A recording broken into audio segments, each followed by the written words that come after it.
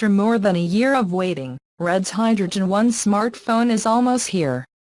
Verizon and AT&T announced that they will begin selling the phone this Friday, November 2nd, for $1,295. The phone is $100 more expensive than it was for customers who agreed to book in advance last summer when it was first announced. At that time, Red's CEO Jim Jannard said that lower prices would not be guaranteed for people who did not place orders in advance, so early users got a small discount.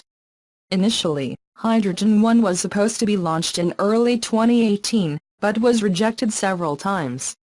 Due to these delays, it is launching with the Snapdragon 835 chip, the processor that is seen on all of the flagships of last year, instead of the Snapdragon 845 seen on phones like the Pixel 3 and the Galaxy S9.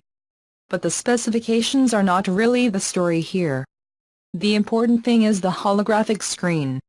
It is also capable of recording in a specific 3D format for the screen of this phone.